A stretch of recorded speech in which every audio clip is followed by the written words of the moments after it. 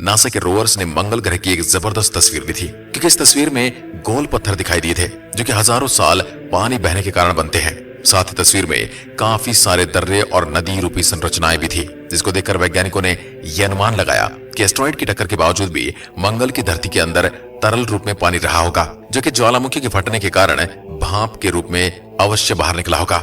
आपको यह भी पता होना चाहिए कि मंगल ग्रह पर अनगिनत ज्वालामुखी है। एवरेस्ट की चोटी से 3 गुना ऊंचा मंगल का ओलंपस पर्वत भी असल में एक ज्वालामुखी ही है। जलवाष्प के रूप में ज्वालामुखी ने जब पानी फेंका तो मंगल पर बादल बने, जिससे बारिश हुई, जिससे एक बार फिर से मंगल ग्रह पर जीवन पनपना शुरू हो गया। लेकिन ये दूसरी बार पनपने वाला जीवन भी यहाँ लंबे समय तक नहीं चल सका, क्योंकि सूर्य से ज्यादा दूरी होने की वजह से मंगल ग्रह पर तब ज्यादा ठंड हो गई थी और उसका पानी बर्फ के रूप में जमना शुरू हो गया था, और मंगल के अंदर से जो गर्मी थी वो भी इस बर्फ की वजह से दबना शुरू हो गई थी। मंगल ग्रह पर अत्यधिक ठंड होने की वजह से उससे बैक्टीरिया जैसा सूक्ष्म जीव भी समाप्त हो गया था।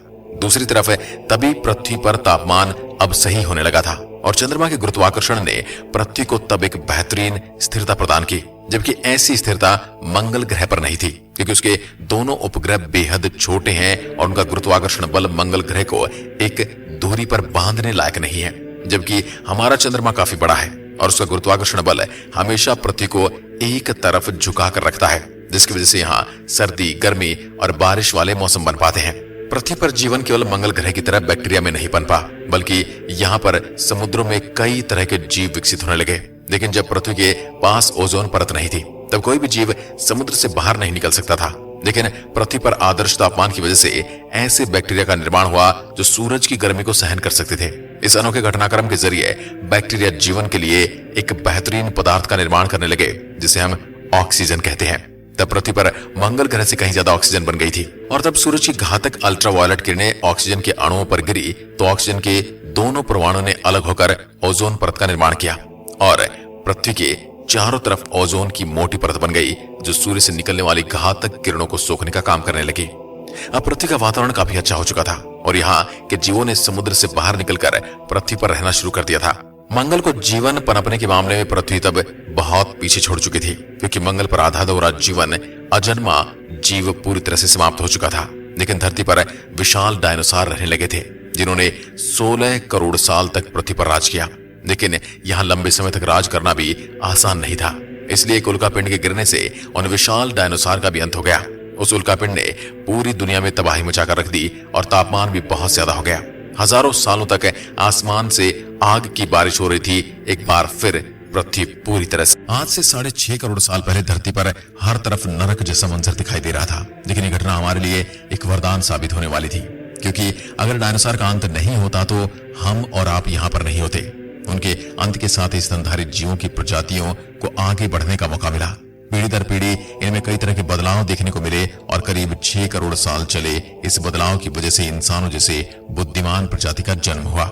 जहां पहले डायनासोर अपनी ताकत के दम पर राज करते थे, वहीं हम इंसानों ने अपनी बुद्धिमानी के दम पर राज करने का हुनर सीख लिया। हमने यहाँ मौजूद हर साधन का इस्तेमाल करना सीखा और आज हमने इतनी तरक्की कर ली है कि आज हम खुद का विनाश भी कुछ सेकंडों में कर सकते हैं। दोस्तों, ये तो आप मानते हैं कि जीवन की संरचना आसान नहीं है, क्योंकि जीवन केवल ऐसे ग्रहों पर पनपता है जहां परिस्थिति आदर्श हो और तापमान इतना आदर्श हो कि जल तरल अवस्था में रह सके, जहां हमारे चांद जैसा एक बड़ा उपग्रह भी हो जो अपने ग्रह को एकदम स्थिर रख सके, जहां ओजोन लेयर भी हो जो सूरज की हानिकारक किरणों से बचाए रखे, और जिस ग्रह की अपनी चुंबकीय शक्ति भी हो ताकि सौर तूफान से जीवन को सुरक्षित रख सके और अपने वायुमंडल और पानी को पकड़ कर रख सके। भले दोस्तों, हमारे ब्रह्मांड में अरबों ग्रह हैं, लेकिन हमारी पृथ्वी जैसी आदर्श परिस्थितियां बहुत कम ग्रह पर होंगी। हाँ, ऐसा भी नहीं कि इस ब्रह्मांड में केवल हमारा ही ग्रह ऐसा जहां अच्छा तापमान है, लेकिन उन ग्रहों पर एलियन भी वैसे ही राज करते हैं जैसे हमारी पृथ्वी पर करते हैं। जब तक पृथ्वी पर एक आदर्श परिस्थिति रहेगी तब तक हम इंसान ऐसे ही रहेंगे, लेकिन हालात भी ऐसे कब तक रहेंगे, क्योंकि ऐसे अनेकों कारण है जिनसे फिर से पृथ्वी के हालात बिगड़ सकते हैं। ठीक वैसे ही जैसे 6.5 करोड़ साल पहले हुआ था, और डायनासोर की तरह हमारा भी खात्मा हो सकता है। क्या पता किसी एस्टेरॉइड से हमारी पृथ्वी टकरा सकती है, या फिर किसी घातक वायरस से हमारा अंत हो सकता है, या फिर हम इंसान ही परमाणु बम और जैविक हथियारों का इस्तेमाल करके अपने आप को खत्म कर सकते हैं। दोस्तों, कभी न कभी पृथ्वी से जीवन का खात्मा तो अवश्य होगा, लेकिन ये सच है, हम इंसानों का पूरी तरह से इस धरती से सफाया नहीं होगा। क्योंकि अभी हम इंसान इस धरती पर केवल 2 लाख सालों से ही हैं, क्योंकि यहाँ जीवन अरबों सालों से, जिसमें पृथ्वी ने हजारों मुसीबतों का सामना किया है और अनेकों बार यहाँ नष्ट हुआ है, लेकिन फिर से यहाँ जीवन पनपा है। यानी जीवन हालात के हिसाब से खुद को बदल लेता है। इसलिए अब कोई अगर घटना पृथ्वी पर होती है तो उससे भले ही हमारा खात्मा हो जाएगा, लेकिन जीवन को उपजाने वाली परिस्थितियां यहाँ से स्थायी रूप से खत्म नहीं होंगी और यहाँ एक बार फिर से जीवन पनपेगा। ठीक जैसे आज हमारा यहाँ पर राज है, ऐसे ही किसी और का यहाँ पर राज चलेगा। ये प्रक्रिया यूं ही चलती रहेगी और आगे भी ऐसे ही हालात बनते और बिगड़ते रहेंगे। हाँ, ये बात और है कि एक न एक दिन पृथ्वी का अंत जरूर होगा और इसकी वजह बनेगा हमारा सूरज। देखिए, सूरज ऊर्जा का भंडार है और जैसे जैसे इसका ईंधन खत्म हो रहा है वैसे वैसे इसका आकार भी बढ़ना शुरू हो जाएगा। 2 अरब सालों बाद सूरज 15% बढ़ चुका होगा और तब पृथ्वी काफी ज्यादा गर्म हो चुकी होगी और यहाँ से जीवन पूरी तरह से पलायन कर चुका होगा।